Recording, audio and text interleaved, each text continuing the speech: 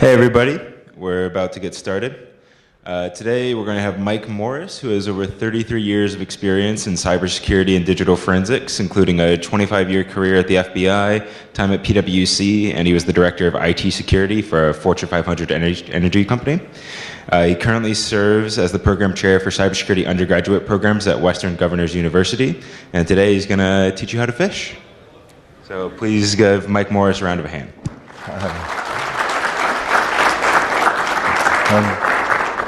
Good morning, everyone. Oh, I told you I was going to yell. Sorry. I'll try to keep it down. I was explaining to him during the FBI career, I was in too many rooms where flashbangs went off and it kills your ears. So my ears are tough here. But thank you all for coming so early this morning. And I walked here and I saw the two cars were still sitting over there. The two Mustangs were still sitting there. So I guess nobody in the room here won the cars. Hopefully some of y'all had a chance to try. But anyway, so let's get going here. So who am I? As was mentioned, I did 25 years. Well, I'll start back a notch. I got an undergraduate degree in accounting, a master's in system science, and went to work for Price Waterhouse as an accountant way back in the 80s down in Miami when it was drug cartels, and did that for about a year and decided that, became a CPA and decided that accounting was really, really boring. And for any accountants out there, I'm not disparaging the career, but it was not for me. And I always wanted to serve my country. I know it sounds corny, but I really did. And went to go into the military. And at the time, the military was rifting, getting rid of a lot of folks. And so looked at the FBI, went into the FBI, and was sent to Dallas, Texas. And my career basically, I did a year of doing white-collar crime investigations, and nobody at the time in the entire bureau was working cybercrime. And I always had an interest in doing that, and my bosses didn't know anything about a computer, much less cybercrime. And so it was great because you start working those cases and you start talking anything technical and they glass over. You had to meet with your boss every 90 days. So they glass over, and so it worked out well. So I worked over my career. I worked doing cybercrime investigations, computer forensics, and tactical penetrations, and on counterintelligence cases. And so what that meant was on FISA warrants, we would go in and, men in black, we would be the ones who go inside a place and put mics and cameras and tap into computers. My job was doing forensics and pulling data off of computers and cell phones. So that's what I did with the government. Also did investigations. I investigated a lot of hackers. And we'll talk about a few of these cases here in a minute. And after I retired from the FBI, I went back to work for PwC as a manager over incident response and security investigations and in security. Was a road warrior for a couple of years. Got tired of living out a suitcase and went to work for an energy company, a client of mine as director of security, and did that for a couple of years. And then as a energy company, when I joined it, we're in bankruptcy. And so after 2 years, we got purchased. And those of you who've ever worked for a company in bankruptcy, if you're the company who gets purchased, what happens is they give executive leadership. They say, here's a great severance package. Thanks for playing.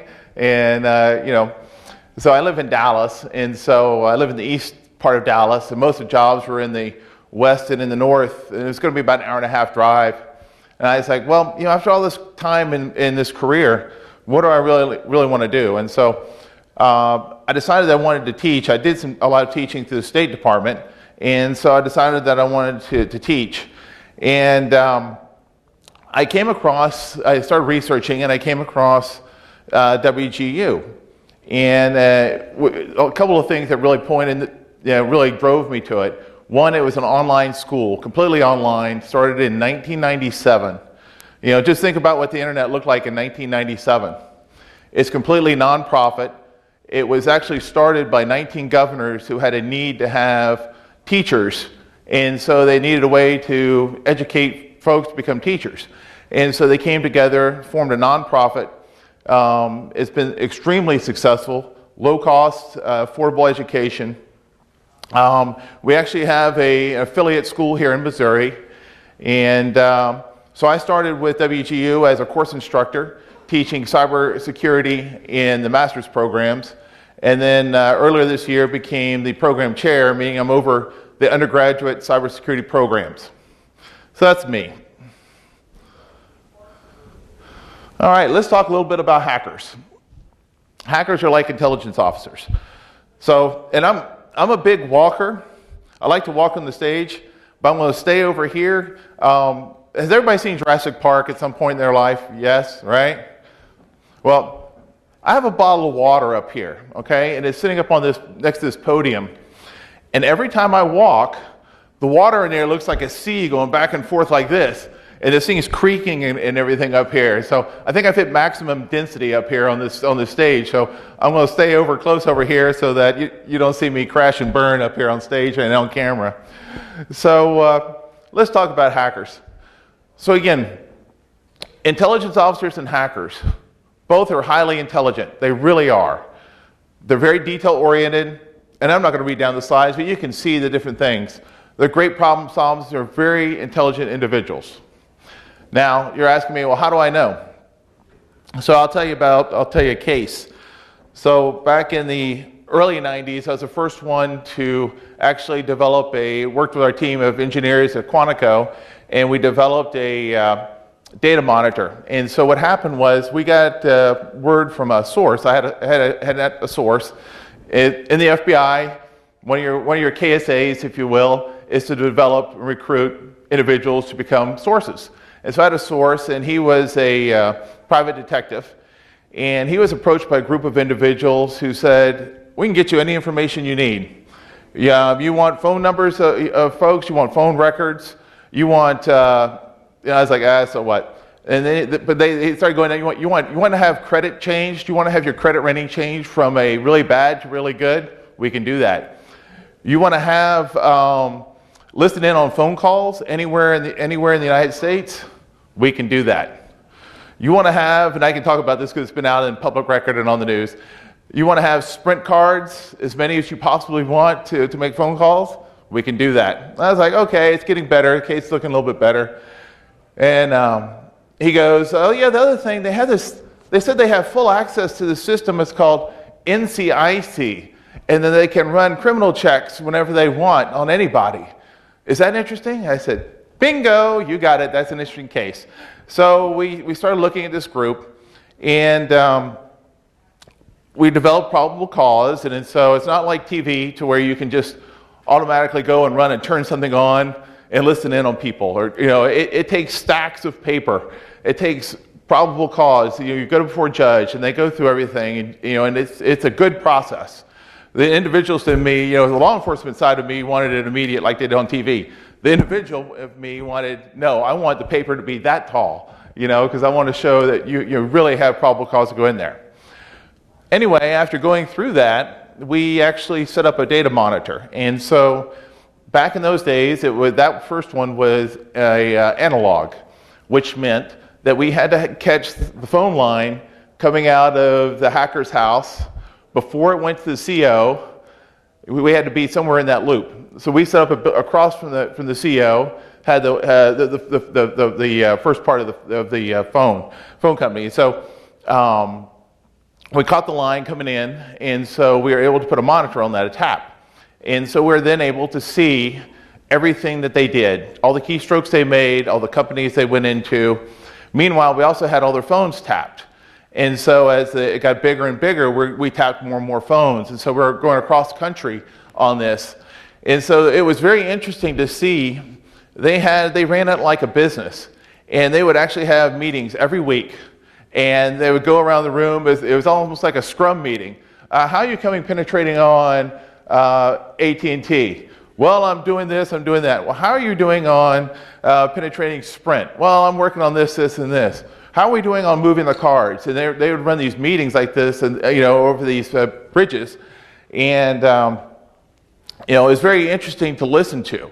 It's very interesting, and they would work 18-hour days. I mean, honestly, if they spent that much time doing work instead of doing bad work, they'd be millionaires, so they'd have worked really, really hard. Sorry, I have to take a drink. I figure if I keep drinking water, it'll go down to where I can't see it, and it won't bother me when I walk around. Sorry. So back to the hacker group. The one thing that they did not have was discipline. And what I meant by that, they were very, very good at their job. They were very good at seeing things that changed. So for instance, they were paranoid. If their line had static, had anything going on, they would alert immediately. And it was interesting was that they would have these meetings, and they hear a pop or a noise, and it wasn't ours, it was just a pop or a noise on the line. And they go, oh, the FBI is listening. Ha ha ha, hey FBI, we're hacking today, and we're gonna hack into this company, this company, this company, and this company. And and so, which was great, because then you're listening to these things, and so you play it back for a jury, and it goes, oh, here they are, they're saying this, and this. So the discipline side, as far as, even though they were very paranoid about things, the discipline side, as I just mentioned, they talk about things they probably shouldn't have said. They just were not disciplined about that. One of the things that was very interesting on several of the hacker cases that I worked was just like a good intelligence officer, they're very good at looking at people, reading people, and seeing what motivated people. And so they were very good at seeing, they get on the phone, and I worked several cases with very good people who did social engineering and like to gain information. And so these guys were the same way. And so they were very good at asking all the questions. And they would, back in the day, do dumpster diving. They gather information. And if I were to call any of you on the phone right now, they're all in security, or many of you are in security.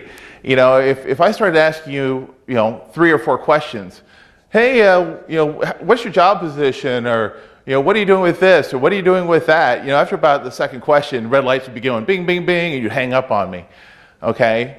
But if I called you and I say, hey, and it's a large company, I'm Joe, and I'm working in this department, and I already knew the department, and I'm working on this report, and I knew the name of the report, and I'm trying to get into this. I'd get one piece of information from you, and then I'd call the next person, I'd gain another piece of information from you.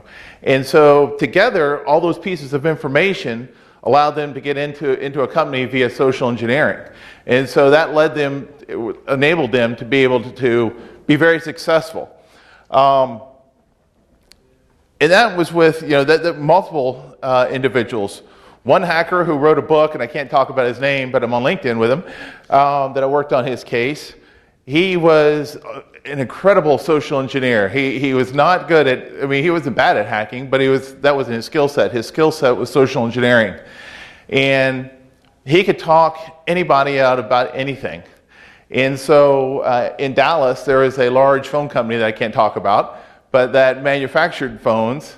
And this individual called them up, and we knew he was doing this. And so I was trying to get to the company. I was driving almost with lights on, trying to get there.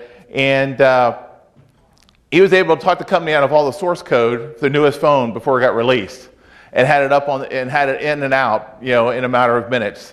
That's how good that person was. So again, hackers are very good, just like intelligence officers, about reading people and knowing how to push the buttons to generate the information that they need. Again, motivations. In the early days, really, it used to be knowledge. The early ones really were knowledge. They wanted to go in and see what they could do, test their legs. They didn't have capture the flag events like we do now. They didn't have an environment, virtual environment like we do now. And so a lot of the earlier ones were really just experimenting and seeing what they could do. I had an earlier one, and this earlier case was one, and a company kept getting hacked, and we figured out who it was, traced it down. So then it came time for my favorite time. You get out of the car, you're a young FBI agent, you have your coat on, you have your gun on, you have your partner there. You come and you knock on the door, and then you pull out your creds, FBI. Except I knocked. Opened the door, and there was a naval commander in dress uniform. I mean, guy was about this tall, naval commander, all these ribbons and everything else. He had come from some event. He goes, "Can I help you?" "Oh," and I was like, "Excuse me, sir, I'm with the FBI." And he goes, "Why are you here?" And I said, "Well, we found hacking going on here from your residence." And it couldn't be. I have my son, my son Tommy, and Tommy has a computer. I said, "Well, does he have a computer?" "Yeah, he has a computer."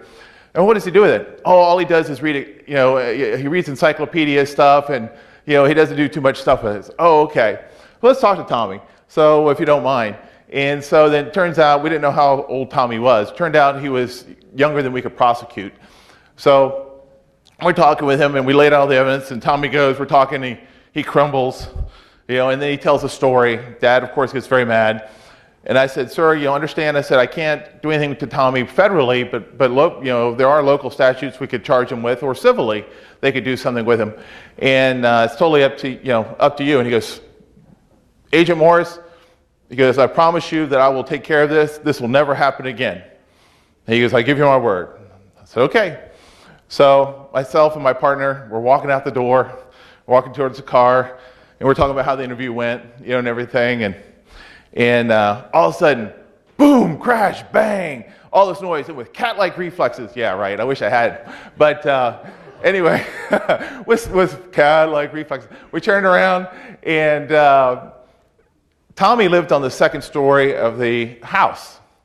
So what happened was, Dad was true to his word. He gave excellent and immediate parental supervision. What he did was open that window up, and out went the computer, out went the monitor, it all went crashing down on the thing. I mean, it was all over the place. So anyway, that was some Texas supervision there. But again, the young man really he was trying to learn, is what he was trying to do. His motivation was not to gain money. The other group I mentioned, their motivation started originally for knowledge, and then it went through, hey, I got all this power, I have all this control. They had stars that they didn't like when, like, Kurt Cobain died. They were mad at different individuals, and so they'd turn off their phones, they'd listen to phone calls and do all these things. And they were very angry about that. Then it became a matter of money. How could they make money? And they were selling those Sprint cards I mentioned. Actually got sold from Dallas, Texas to Switzerland to Italy, and they're used by the mob. And it was funny, it was like multi-level marketing. They got 50 cents a card, the next guy got $1 a card, the next guy got $2 a card. So it's very interesting. Hacker education. Mostly are self-taught. Now, of course, nowadays there are pen test courses and everything out there. Doesn't mean it turns you into an evil hacker, just means you're gaining knowledge. Let's talk about the defenders, the other side of the hat. So as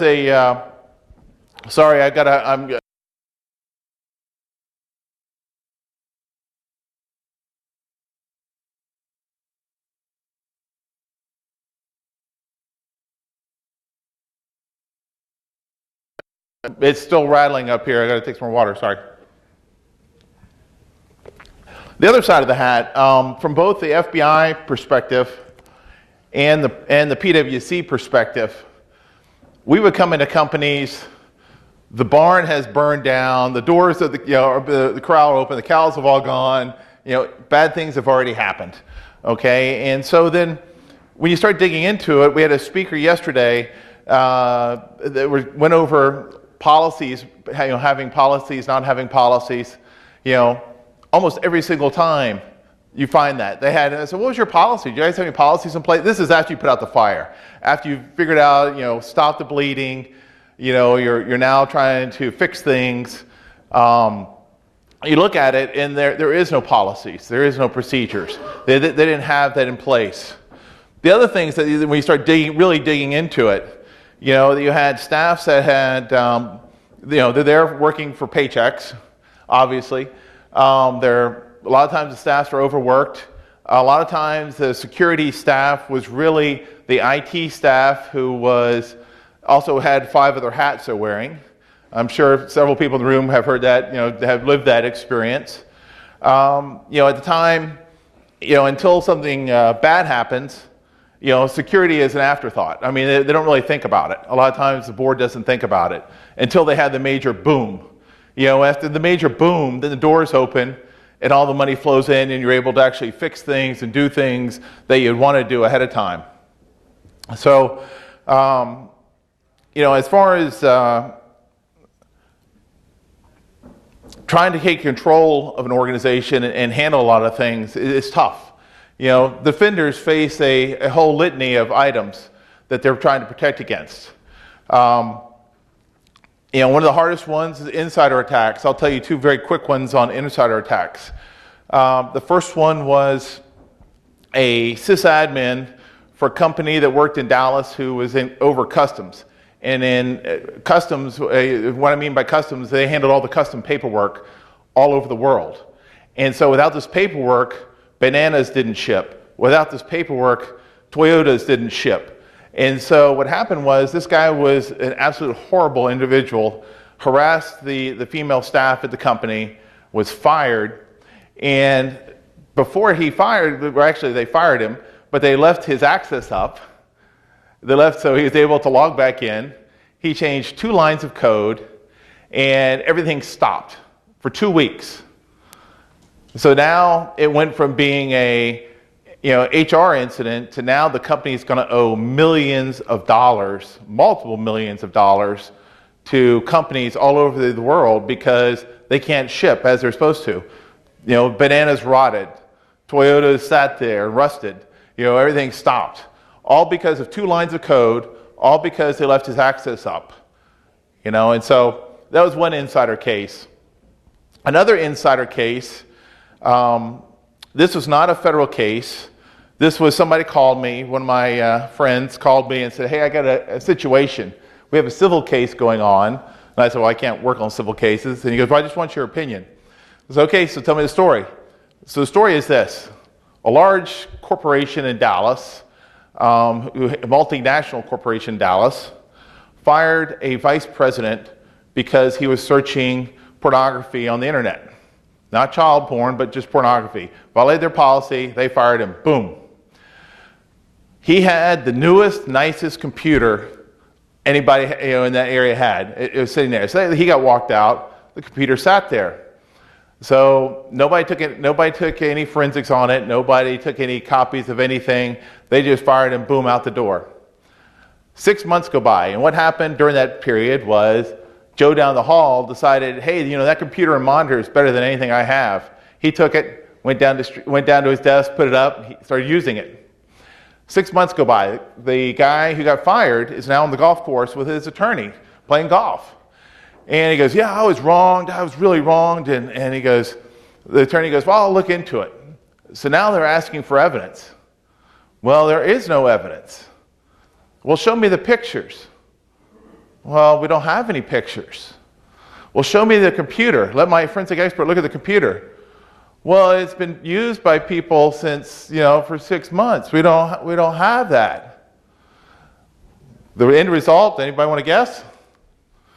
The end result was that large company wrote a substantial check to that individual. So even though he was again a horrible human, he made a lot of money because the company didn't do their job, didn't follow. And they had policies that said that they would do this, and they didn't follow the policies. Why? The staff was overworked. They were overworked. They didn't have time to follow it. They didn't think about it. They just wanted to get on with it. And so that was several $1 million that went down. The defenders, education. And this is what I want to talk about a little bit now. Education. As far as a lot of the companies, a lot of the lower levels, start positions, help desk, self-taught individuals, as you move up in the organization, usually your education does too. Either your flight time on the keyboard, your learning, your certifications, go up. But again, most organizations do not have a formal plan as far as how do they educate their folks. And the other issue that we have is that there is, as everybody knows, there is a large void of skilled workers in the cybersecurity field. There truly is. And so it's going to bite us before it's over with.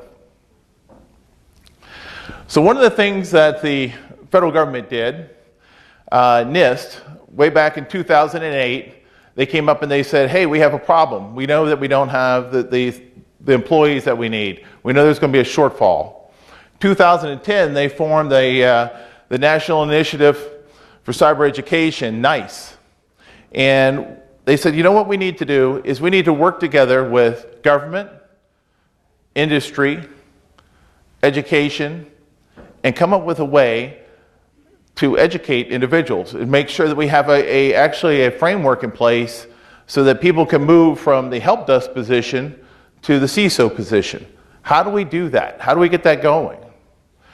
So they came through, and again, they came through with this framework. And what it does a couple different things. One, it gives employers an idea of what jobs do you need to fill, what skill sets do those individuals need to have, what types of knowledge and abilities they need to have, and to fill that role. So it's great for interviewing. It's also great from growing your staff up. From an employee side of the house, or for people who are thinking about coming in, it's good because it allows them to have this mapped out framework of how do they get from where they are now to the job that they want. And the nice framework there, if you look up, so they have category. It's a work category, and we're going to talk about, I'll show you a graphic here in a minute. Goes down to a special area with multiple special areas, breaks down to a work role, a type of job, and then it goes over the KSAs and the tasks. Now, the reason this is so important is, and you can start looking at the tasks up there when I'm talking, the category, the workforce categories up there. There's 7 of them. But the reason this is so important is that if all of us can agree that something that a job is a specific job requires these specific knowledges and abilities and are going to perform these types of tasks, if we can all talk about the same thing, we're all talking the same language. If we're not doing that, it's kind of like the blind man touching an elephant trying to figure out, okay, the elephant looks like a snake. No, he looks like a bull. No, he looks like a this and a that.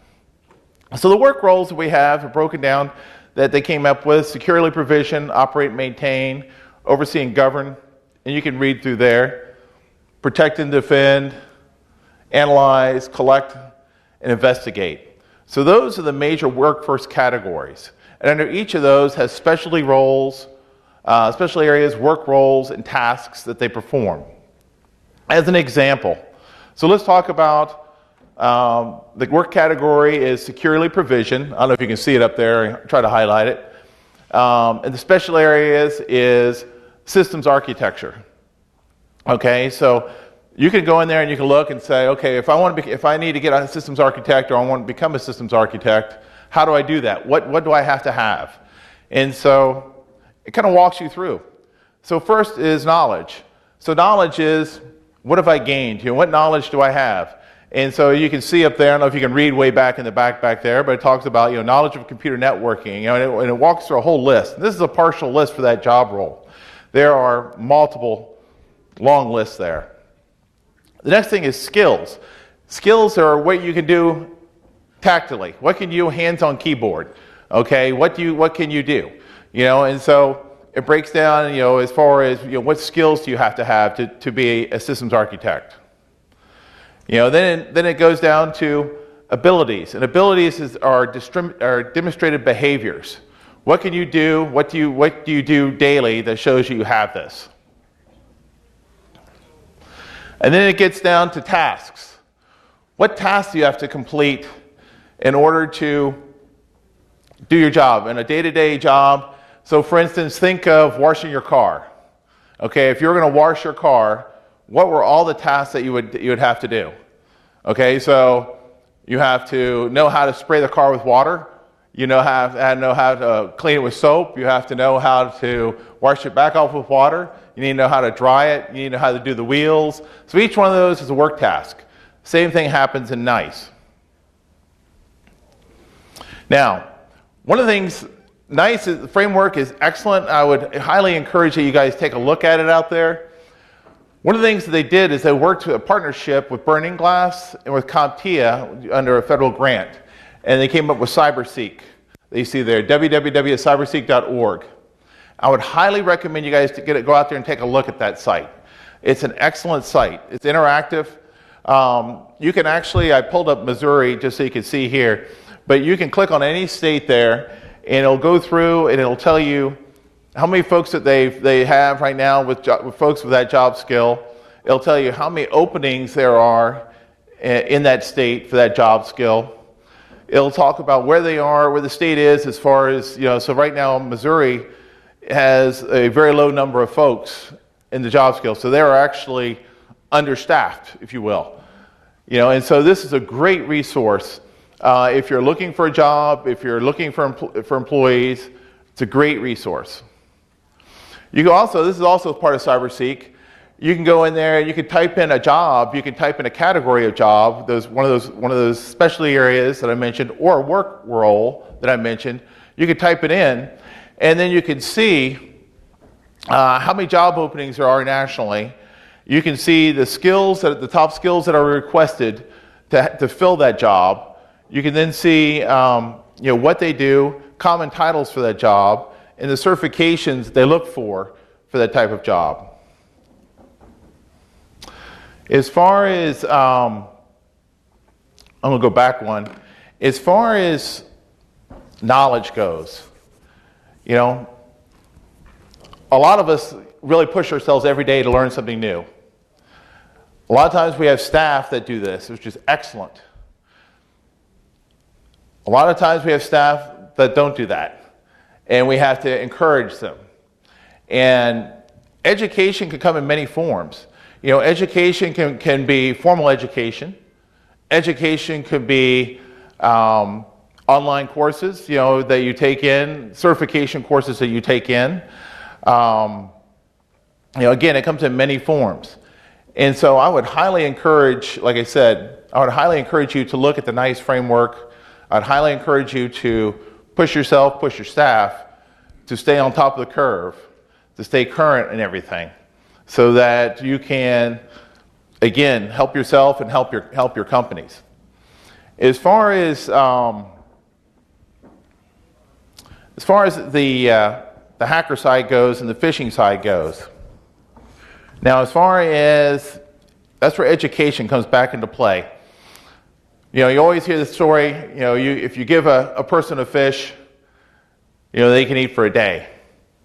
If you teach them how to fish, they can eat for a lifetime.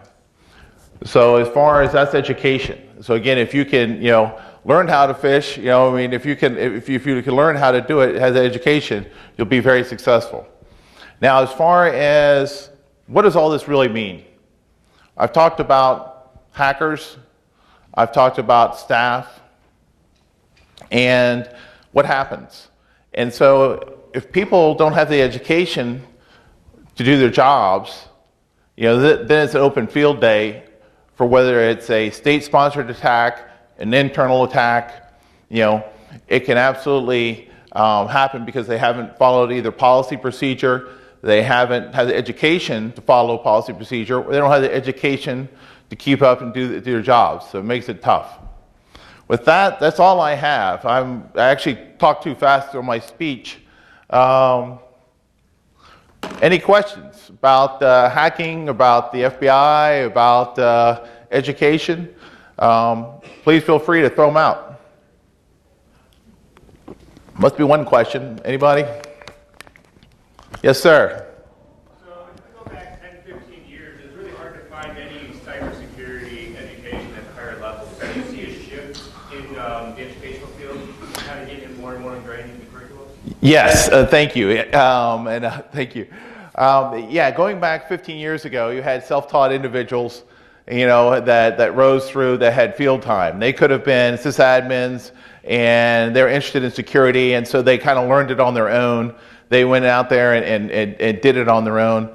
Now we're seeing companies go forth and we're We're seeing individuals, understand that education is important. We're seeing companies sponsor education, which is excellent. They understand they have to grow their people up, grow them up from the troops up all the way up. So just as technology changes, education, if you're in security, this is a lifelong thing. You have to learn to fish. You can't just eat a fish. It is a lifetime thing. Skills are going to change. Example, technology. I started the FBI when my first cybersecurity case. I went out and got undercover IDs, and in my undercover IDs, I went to schools, universities, and I got dial-up accounts. Okay, because at that back time, the dark ages, for those of you with gray hairs, you remember it was dial-ups, and so you used dial-ups, and then once you got out there, you could do FTP somewhere. And my first cases that I started working were on copyright infringement cases. Bulletin boards, raise hands. How many gray hairs out there remember bulletin boards? All right, there you go. So my early cases were working bulletin boards, and so that's how I first started. And so I'd find out about these boards. And so for those of you without gray hair who haven't, so bulletin boards were a server sitting in somebody's house, sitting there or someplace sitting there with multiple phone lines running into it. And they would actually, there are two types of boards. There are trade boards where you would upload so much and you get credit, and then you could download so much. If you're an ANSI artist, if you knew how to do ANSI art, you were a rock star back then. If you could make some cool ANSI graphic, yeah, you rocked.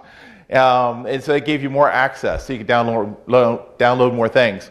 We never touched trade boards unless it was trading in child pornography. We went after the boards that were pay. If it was a pay board, and they're selling AutoCAD for $5 a copy or something out there, we went after it. And so that's how I started. And so again, I told you part of the job is that developing sources. So if I could get somebody who was in doing copyright stuff, but also knew a hacker group, that was a plus. So we started working those kinds of things. But that was, again, that's the technology. So staying on top of technology as technology progressed from dial-ups now to digital and the web and different deliveries and different methods and ways that they're getting in, able to break into different services that have been introduced. If you don't stay on top of that education, to protect it, then you're going to get hacked by it, and you're going to learn it through how to write a check, just like ransomware. Talking about you're going to have the same thing there. So thank you for that question, and thank you all for coming today. I know it's early, so any other questions? Yes, sir.